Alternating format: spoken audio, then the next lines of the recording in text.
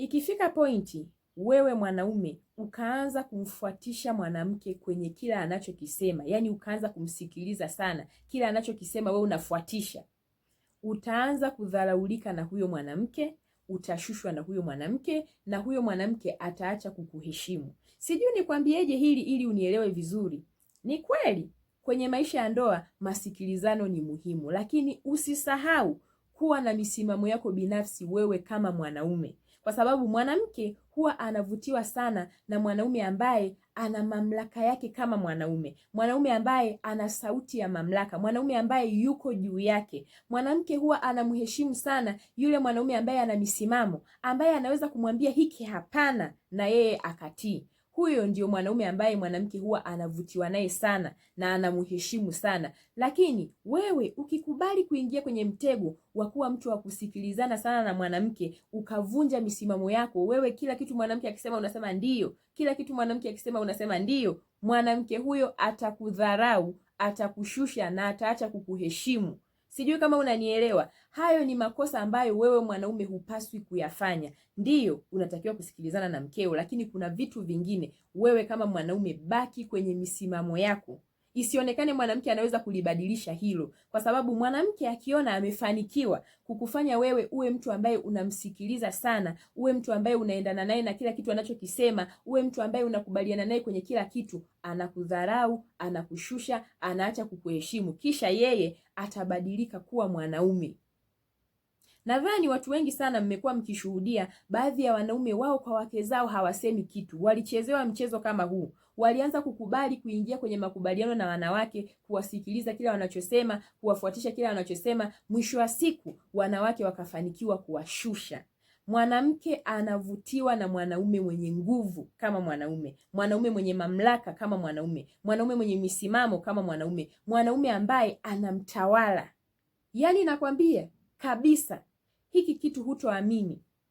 Mwanamke anapenda kutawaliwa na mwanaume. Anapenda mwanaume awe na sauti ya mamlaka kwake, aseme hiki hapana, kisha na yeye atii. Lakini ikifika kipindi mwanamke anafanya kila kitu, wewe ndiyo, ndiyo, ndiyo, huyo mwanamke hatakuheshimu.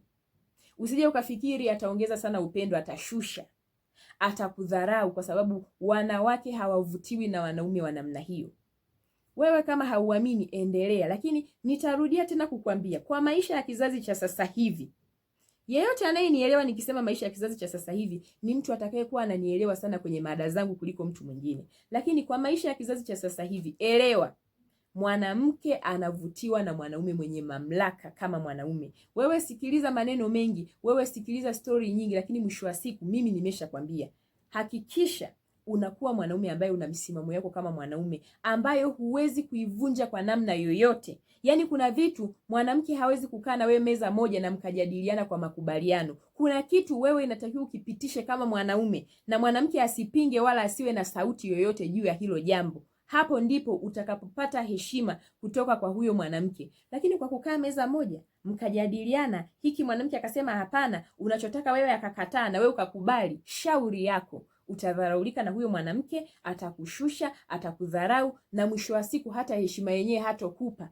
na yeye atabadilika kuwa mwanaume ndani ya nyumba, na ataanza kutokukupenda, kwa sababu mwanamke anapenda mwanaume mwenye mamlaka, hapendi mwanaume wa kumshika masikio. Na ndio maana asilimia kubwa mwanamke akishamshika masikio mwanaume, hata upendo anakuwa hana. Anapenda mwanaume mwenye mamlaka, mwanaume mwenye sauti. Mwanamke anapenda mwanaume ambaye ni simba ndani ya nyumba, ambaye anaweza akaunguruma wote watetemeke, ambaye anaweza akasema hiki nimesema hapana, mwanamke akaenda kujificha. Huwezi kuamini hichi ninachokwambia. Lakini wewe kaa kwenye meza moja, fanya makubaliano, kila mke wako anachosema sema ndio, matokeo yake utakuja kuyapata huko mbele. Na hawa wengi wengi wa wanaume ambao nyinyi huwa mnawaangalia mnasema huyu amerogwa, walichezewa mchezo kwa staili hii. Walifikiri kusikilizana na mwanamke kwenye kila kitu ndio upendo. Mwisho wa siku wakaishia kudharaulika. Hawa wanawake wakawashusha, na sasa hivi hawavutiwi nao tena. Na unaweza kukuta huyu mwanaume kuna matukio hata ya usaliti anayapitia kwa mwanamke, lakini hana cha kusema, kwa sababu tayari mwanamke alishafanikiwa kumpindua. Kwa hiyo wewe kama mwanaume usije ukakubali kukaa meza moja na mwanamke, kila kitu mkawa mnakipanga pale, ukasahau kuwa na misimamo yako wewe kama mwanaume. Na kukumbusha tena, mwanamke anavutiwa na mwanaume mwenye misimamo. mwanaume mwenye mamlaka, mwanaume ambaye anamtawala, yuko juu yake, wewe ndio atakaye kuheshimu. Hata ukisema hiki hapana, akati